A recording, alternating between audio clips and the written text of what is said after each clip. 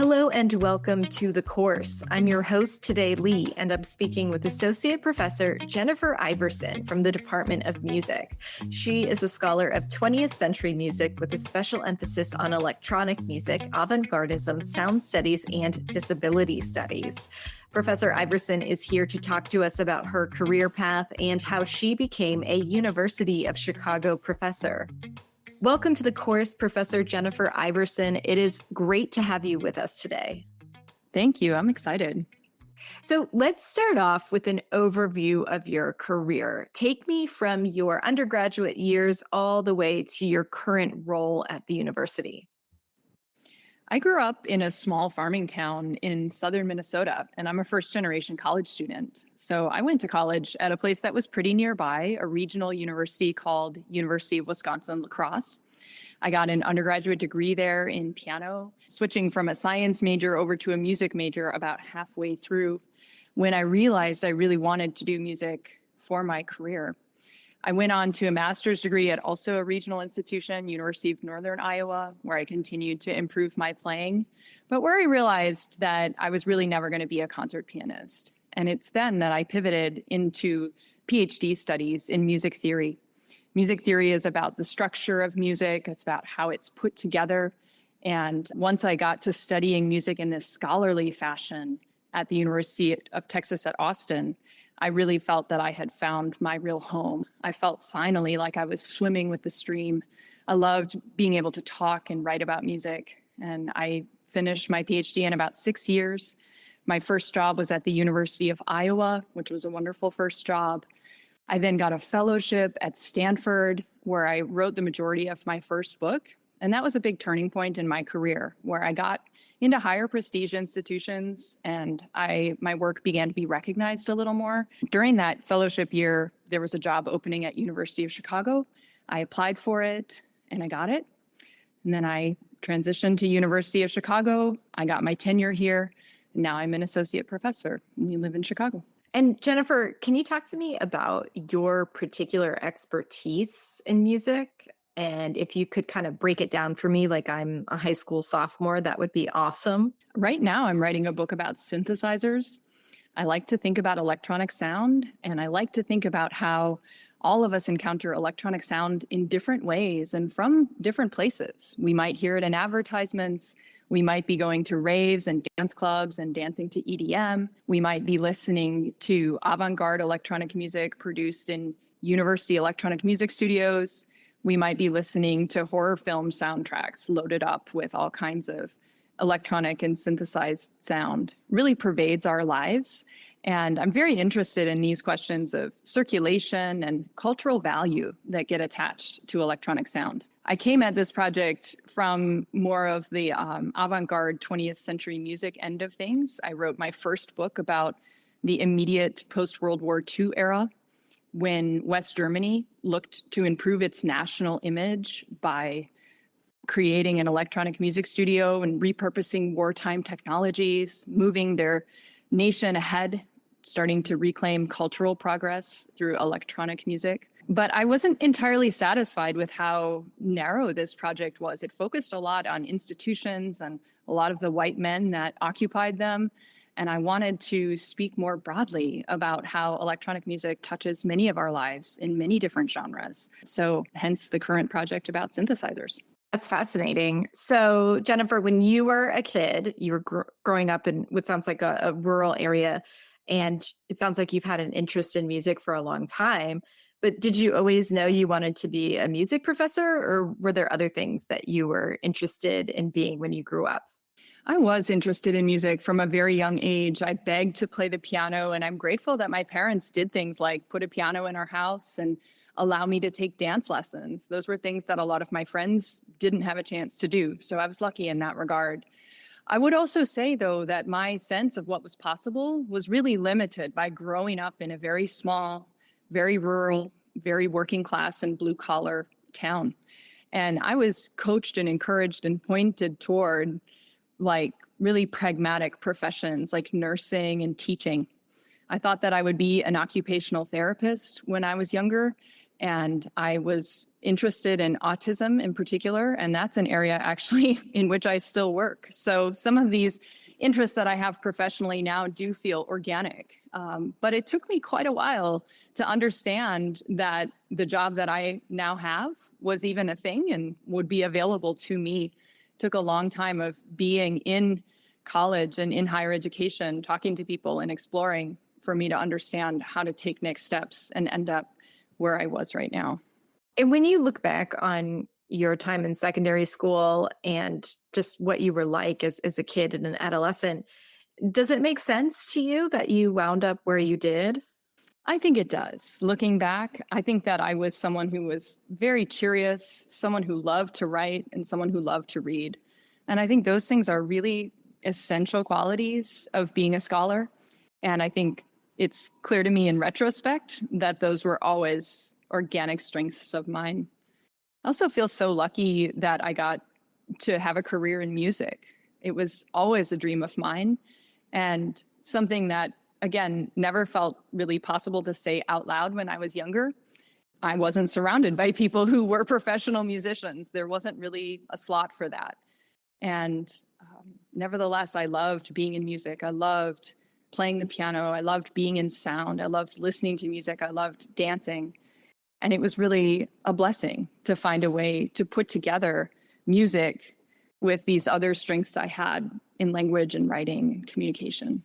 Yeah, can you tell me a little bit about your decision to pursue academia as a career, and also if you knew that going into your graduate studies, or was that something that still was kind of up in the air for you? At the point of my master's degree, it was very much up in the air. I started the master's degree thinking, let me just work on being a better pianist. And honestly, I'm never sorry for the time spent doing that. We can always play our instruments better, sing better, make more art. So I'm grateful that I took the time to really explore and build my playing technique. I really struggled during that period with intense memory slips. Playing on stage was kind of a terrifying experience for me. My mind would go blank, I would shake, I would just have these blackout experiences actually. And it was really unsustainable. There was no amount of meditation that was going to get me over the hump.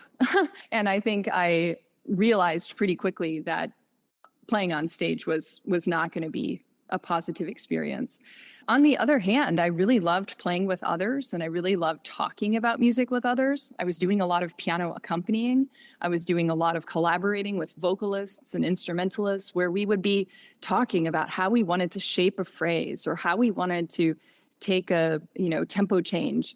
And it was really fun to talk about music with others. So I think becoming a scholar gave me a chance to focus on talking about music, knowing the history of music, being able to understand myself and guide others in thinking about how music is put together and shaped. And all of that was enormously fun and gratifying. And what kind of support did you receive on your academic journey?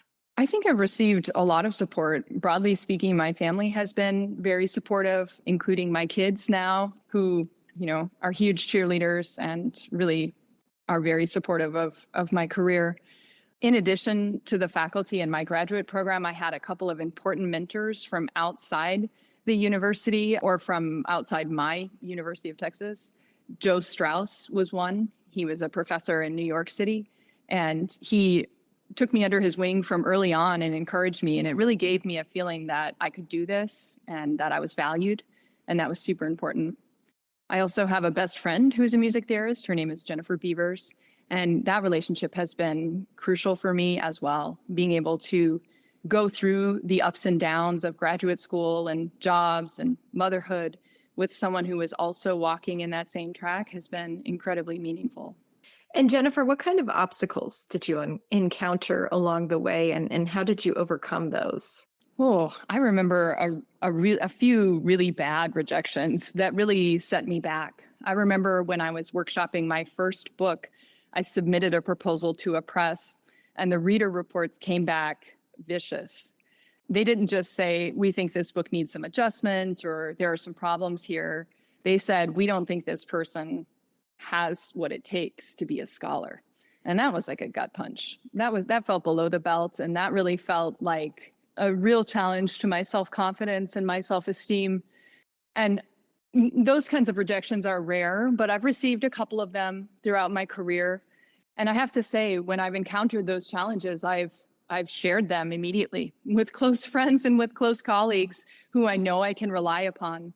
And it's been enormously helpful to get perspective right off from others who can set the record straight on your ability and who can help put your feet back on the ground with regard to your talent and your skill, your preparation, and then who can, at the appropriate time, help you strategize about the way forward with the project, But I've really, I think, found the right people to help me move through moments of self-doubt and put community and conversation around those moments of failure. And I've really appreciated what my friends and colleagues have been able to offer in those moments of intense rejection. Do you think being a first-generation college student has given you insight or perspective on the role or the journey to becoming a professor in a way that maybe others who have family members who've experienced higher education may not have?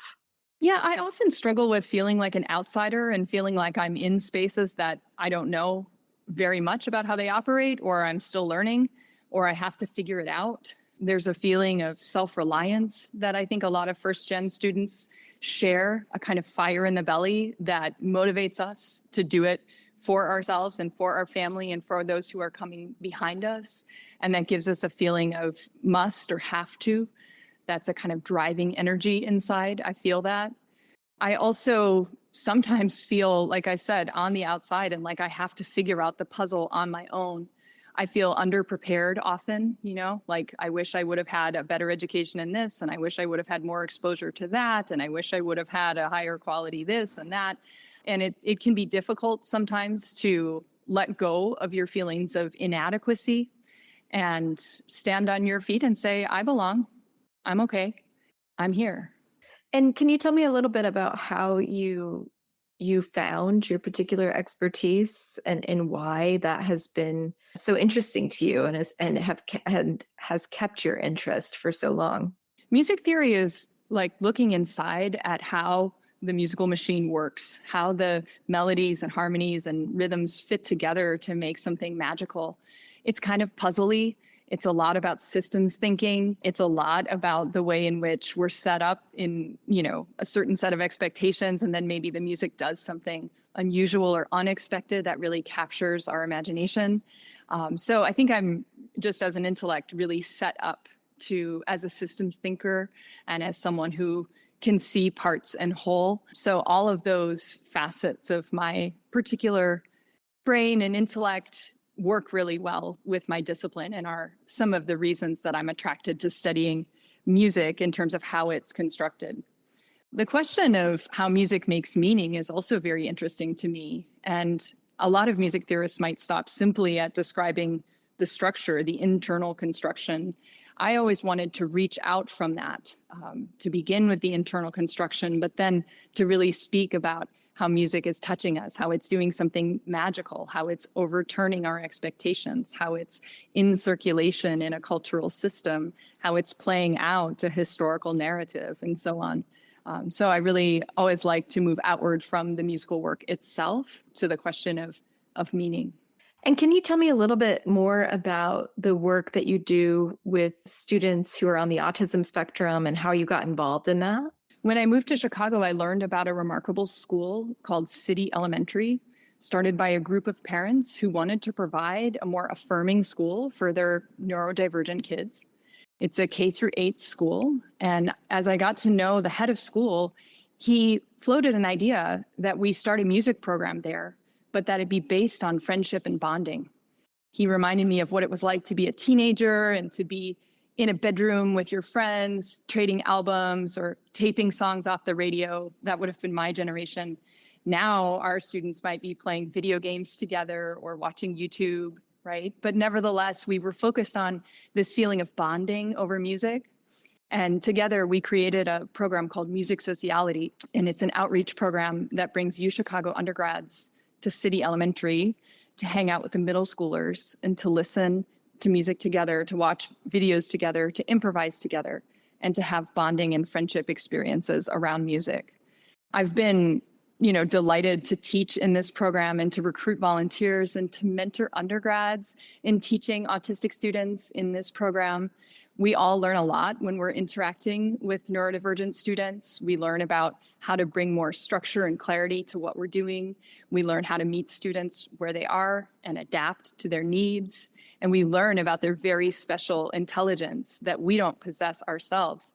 So it's an enormously rich exchange that's very much a two-way street. And I'm really happy to facilitate it and to get to know these kids.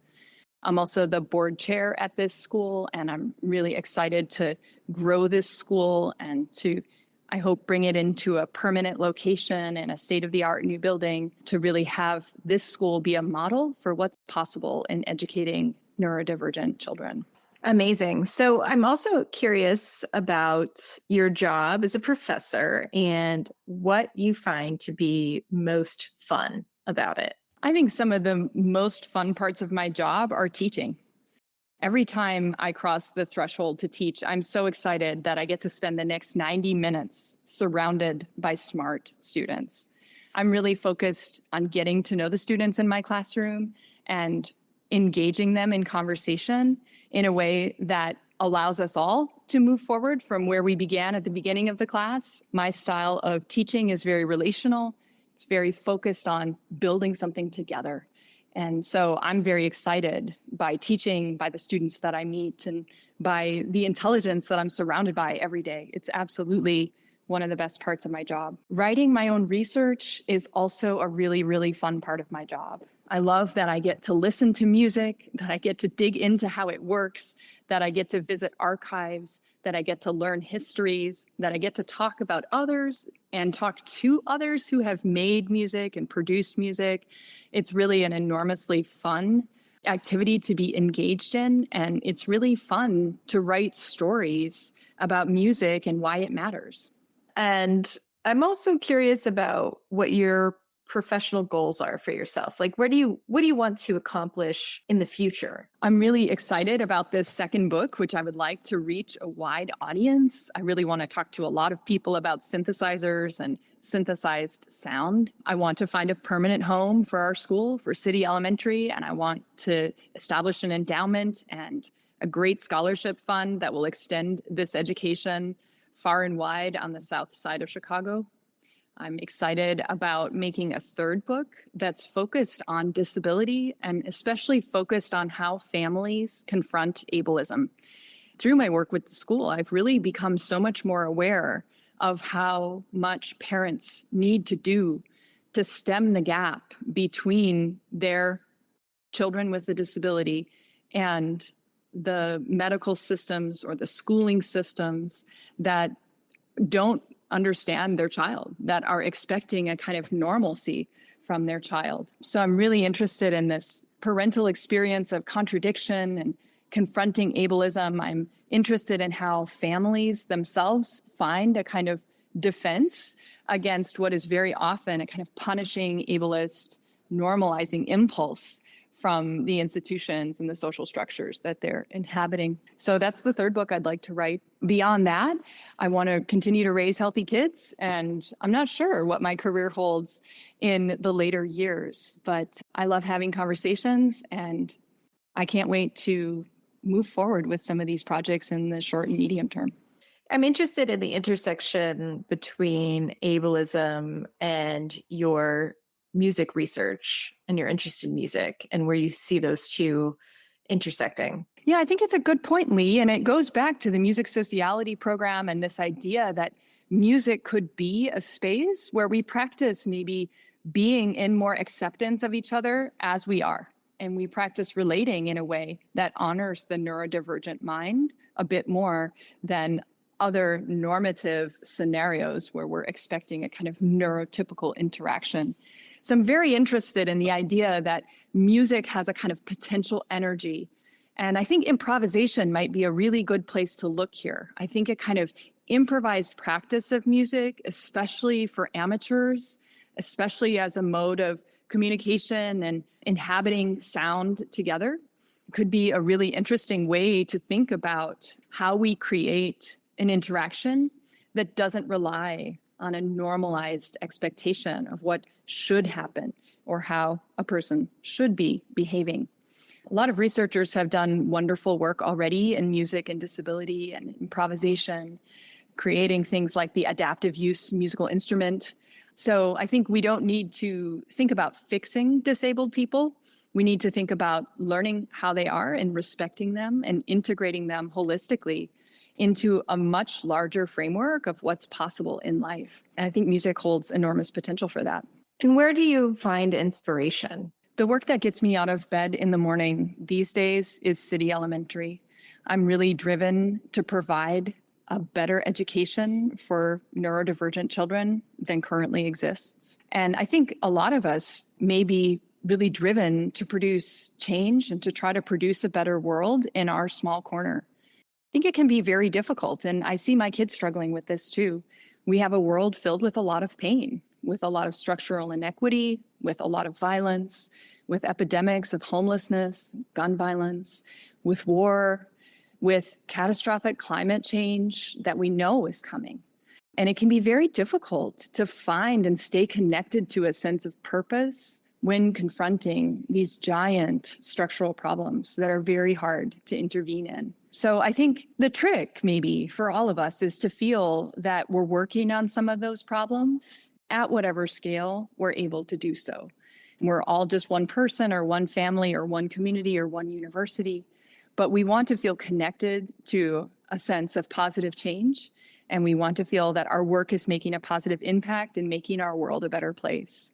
So I try in my own work to stay connected to that feeling of purpose, that feeling of positive change, to accept that even though I know I can't change things on the highest structural levels, I can make really meaningful, positive impacts upon the people that I encounter and interact with. And I try to focus on really doing that day after day, because I know that change takes time, and I know that those contributions will add up, and I know that others are making them as well. So Jennifer, what advice would you give to someone who is interested in following a similar path to yours? I think you have to be super curious to be a scholar. And this isn't something that anybody can teach you. You really have to have a fire in the belly and feel compelled to be a scholar.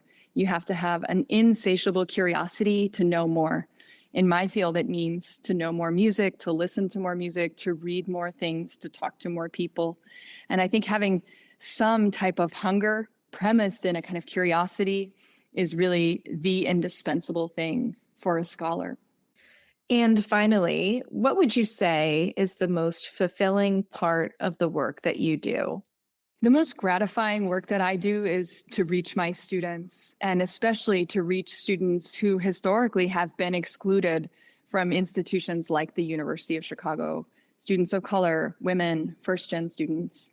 I'm very, very happy to nurture these students' experience and to, I hope, give them a greater sense of belonging as we work to iron out these structural inequities that have been so deeply built into our society.